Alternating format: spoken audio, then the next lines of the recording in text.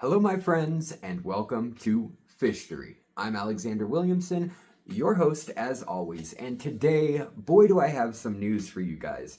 I have whiplash from this one. So eBay has reversed their live pet, live fish, live all sorts of stuff ban.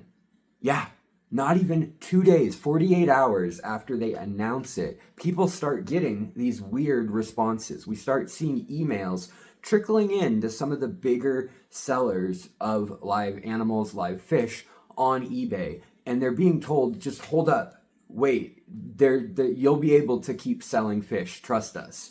So I start getting these messages and I think, I don't know, like their website still doesn't say anything. They told me that they didn't even know what all they were banning, but it was going to be like a big thing and that they were going to roll out the rules later. That was just 3 days ago now. And as of this morning, now publicly, they have changed the rules on the actual website, on eBay's website. And what is clear is less than ever. So now we're going to see that a lot of things are going to be allowed as per this list here, that is basically the old list that was up. But going by the old list and then looking at current listings, we see things like exotic snails all over the place being sold now. And even though it says domestic, non-exotic aquatic snails are what will be allowed. So are they going to enforce this or not? I don't know. So let's take a look real quick at the specifics they've outlined and what they have told the public so far. Let's read the verbatim message that was sent out.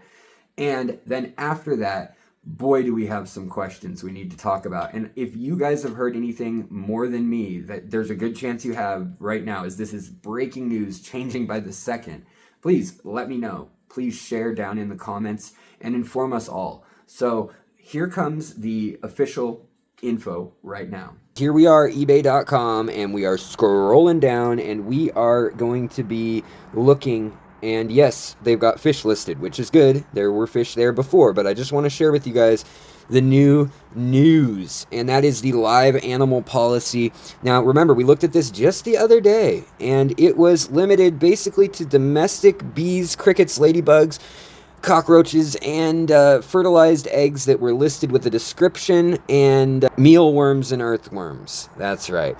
So now, look at the list. This is very interesting. We, on ebay.com, plus I had someone confirm this in a live chat where I requested help, and I also got an email saying they reversed course, and it said basically, we hear you guys, you win, we know it's a big deal to you guys. So that's really interesting, and it brings up a whole lot more questions now than I think I even had before I read about this whole banning of things. But now look at the list. The old list that was updated is gone, and the old list is back up, which is, basically lists the stuff that was going to be allowed, and then it says domestic, not exotic, aquatic snails. So that's interesting. No crazy snails are going to be allowed on there, according to this. Fertilized eggs. So that's going to be there, and that may be reptile, that might be bird, just can't be endangered or any of that. Live bait, such as minnows, shiners, earthworms, and mealworms. Then it says lobsters, which I assume means crayfish, crawfish, crawdads, whatever you want to call them. Does it include CPOs? Does it include, caridina, neocaridina? Does it include amano? What kinds of shrimp and other little crustaceans does it involve? Is it including crabs and aquatic crabs? What about semi-aquatic? What about terrestrial crabs? So there's a lot of questions here. Not a lot is clear from this. Mice, sold specifically as food for pets. So probably reptiles and, I guess really big fish. Could be possible. Really big frogs as well. But then stud services. So this is interesting. I don't know if they're going to allow shipping of these animals, but it says including to but not limited to dogs, cats, horses, sheep, goats, and cattle. So this is the rights to breed or to get your animals together and then to reproduce. So tadpoles, which basically just means amphibians in metamorphosis stage. So does that include axolotls? I don't know. Does that include salamanders and other amphibians in their middle stages? I mean, clearly we can ship eggs, so that's one thing. And then, of course, at the bottom, tropical fish, which is very vague. All right, so then the big question here, though, we got pets and other live animals not included in the list above are not allowed. So that should be saying nothing other than what's specifically outlined here is allowed, right? Well, I can almost tell you that's going to be a problem already with tropical fish. You got like, okay, well, what about non-tropical fish? Well, they said minnows, okay, bait fish, okay. I mean, if we're going for a great white, we could put some pretty big fish on there. You know, if you're going for even, you know, something like a large pike or something, you could put some, you know, are young sunfish, young bass going to be allowed? Trout, things like that when they're little. Clearly their eggs are allowed, but like what about stocking your ponds and things like that? It's not super clear, but beyond that, let's get a little more difficult. So what about like those crabs, like I was saying, the ones that are in the water, probably okay. What about the ones that are semi-aquatic? What about like hermit crabs, or what about land crabs, or, you know, okay, I don't know. It starts getting tricky. So they're going to need to kind of come up with a list, or at least a list of what cannot be on there. All right, so let's unpack this a little bit. And also, everybody left me so many great questions in the comments of the last video. So let's talk a little bit about why did eBay do this, and the first time, why did they ban all this stuff, and what does it mean for the overall hobby in the sense that this keeps happening on different platforms, where the platform goes away, or, you know, people go away who are in the business. And I must say, one, it's a fickle business. You're moving live animals, international logistics, tariffs, lots of laws, and you got to keep the animal alive between a lot of hands, and there's got to be profit and incentive in every step of that machinery.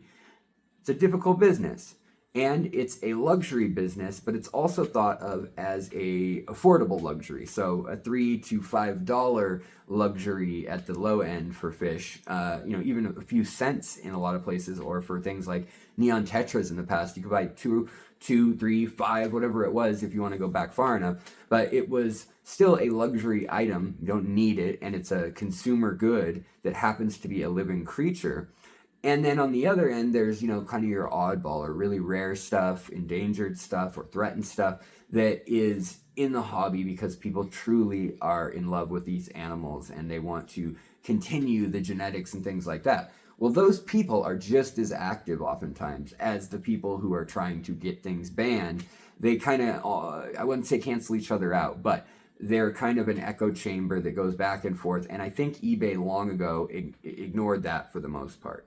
But according to some sources that have been close to the issue, including a current eBay employee that emailed me and a former eBay employee that I spoke with, what the massive reason for all this being sparked is that the Department of Justice was going to be, quote unquote, scrutinizing eBay because of a scandal that occurred a few years back, and it hit court a few years back, worked its way through the courts, but it was called a cyber stalking scandal. And basically what was happening is people were harassing one another and or stalking folks, or sending things like live bees to people with bee allergies as a malicious act. Or they were buying illegal pesticides that shouldn't have even been on eBay, and eBay was allowing them to be listed. Or, for instance, right now there are tropical snails that are from overseas and clearly exotic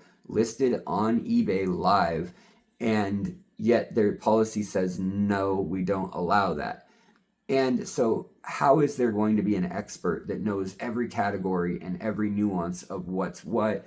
You know, maybe it just has a name like the Malaysian trumpet snail because it has, you know, the colors of the flag, or I don't know, some reason that is other than it's from that place. You know, there's lots of odd, quirky names, especially in color morphs and things, that don't necessarily mean that that animal is from that place. And so you would need to know the Latin name in order to track that. And people like Vivi.com, who is no longer in the community whatsoever, they actually had an index of every fish allowed and not allowed in the hobby, both legally, and then they had their definitions of fish that they just didn't want to buy and sell on their website that they wouldn't allow.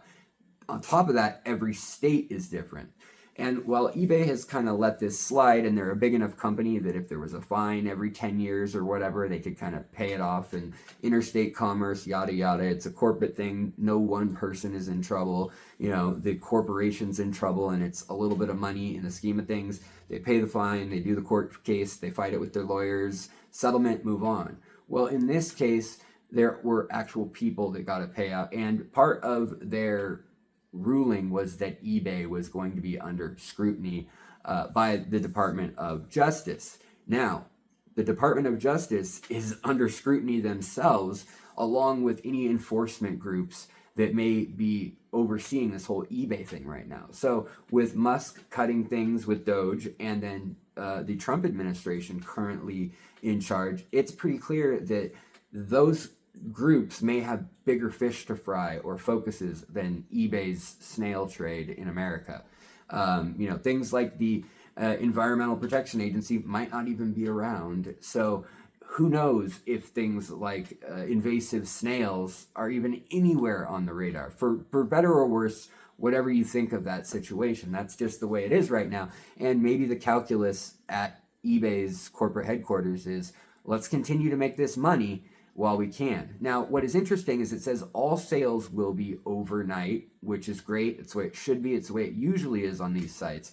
But what I'm interested to see is, are they going to start pulling people if there's continuing problems with fish not arriving, doing well? Or ethically, are they going to allow fish shippers that do it the slow way, as is happening? Because one of the biggest things that people appreciated about eBay and buying and selling fish on eBay was that they could use these sources, these resources and plugins and partners that eBay allows and that financiers allow, like Pirate Ship, or, you know, buying a UPS account, things like that, or buying shipping through places like eBay itself.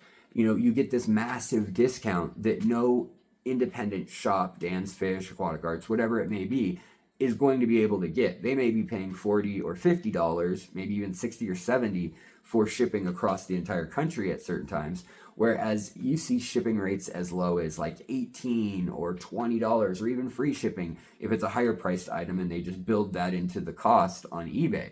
And I'm curious to see with the overnight shipping and with this like kind of scare, if they're going to kind of crack down and say, hey, you're slow shipping, you're priority shipping, we need those shrimp overnight, we need those Daphnia or snails. So how strict are they going to be? Is it only going to be the pets that are overnight truly worried about? Or are all the little creatures, the invertebrates, the feeder animals, are they going to be overnight for sure, always, each time? And are they going to be allowed to be packed any old which way, or are there going to be new restrictions on that? So there are so many more questions than answers. And I don't know what Sumi is doing. I think she's lost her darn mind. Maybe she has whiplash and a concussion from how quickly this whole thing is changing. But you can bet that Sumi and I are on the case, and we will keep you guys in the loop as long as you guys keep tuning in, checking back with me here on FISHTORY. Thank you so much for being a part of the community, liking, subscribing, clicking that bell, turning your notifications on, and also joining us for live streams, becoming a community member, getting access to all that extra secret podcast episodes, over 200 of them, and of course, making the wheels go round, keeping the lights on here. I can't do it without you guys. So thank you from the bottom of my heart. And I will see you guys next tabs. And fully aquatic crabs, the cat definitely just got a little too curious and fell in the water bucket. Holy moly. Sumi, did you fall in the water bucket while I was filming? Yeah, you did, because you shouldn't be up there. You shouldn't be eating all my plants and trying to catch my fish. She's soaking wet. I better go deal with this. Have a great day. I think this is all good news for everyone, so take it easy.